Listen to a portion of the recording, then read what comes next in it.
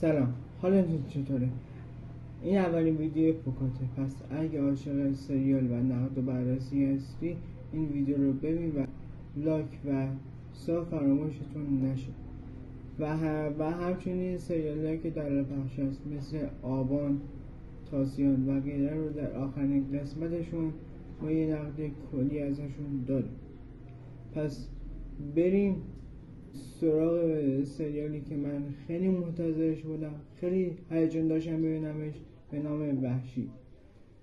اول از نکات مثبت و نکات منفیش شروع میکنم. اولین نکات مثبت این سریال نوع فیلم برداریش، یعنی فکر میکنم فیلم برداریش و نوعش به خود سریال میخوره، من احساسم اینه که. و دومین نکته مثبت شناختن شخصیت کاراکتر اصلی، یعنی داوود اشرف.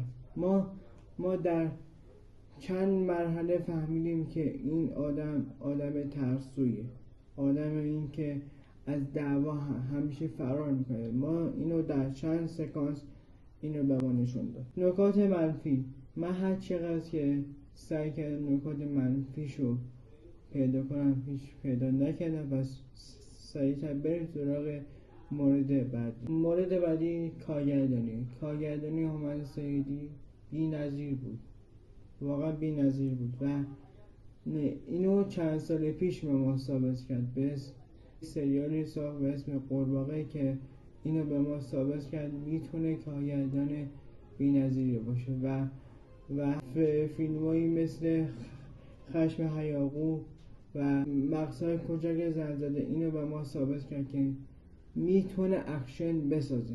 مورد بعدی مورد فیلمنامه است.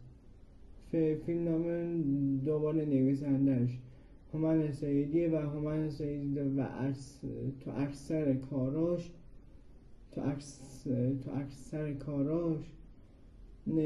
سعی کرده که آدمای این جنوب شهری رو به ما نشون بده و به نظرم توانمند بوده که به ما نشون بده که بچه‌های جنوب شهری اینجوری همشون پشت هم دیگه، همشون مثلا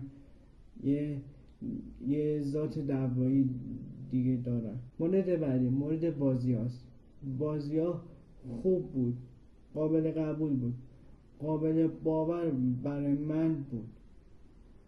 و در مورد بازی جواد عزتی فکر کنم نشسته، این کاراکتر نشسته روش، من باورش کردم. بریم در مورد پیشبینی 15 دقیقه آخر قسمت اول سریاله. من فکر کنم که با توجه این که این شخصیت رو دیگه ما شناختیم، شخصیت ترسویه، خب فکر کنم که این دوتا رو میرسونه بیمارستان و یکیشون میمیره و اون دختره فکر کنم باشه و یکیشون زنده میمونه و پسر زنده میمونه و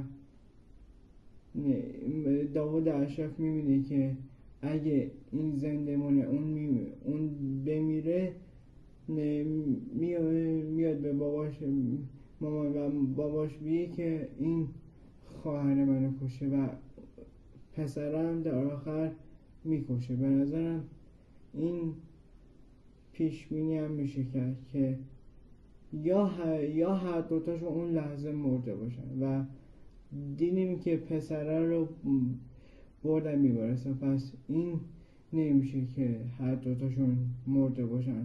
خب بریم در مورد نمره دادن این قسمت از سریاله.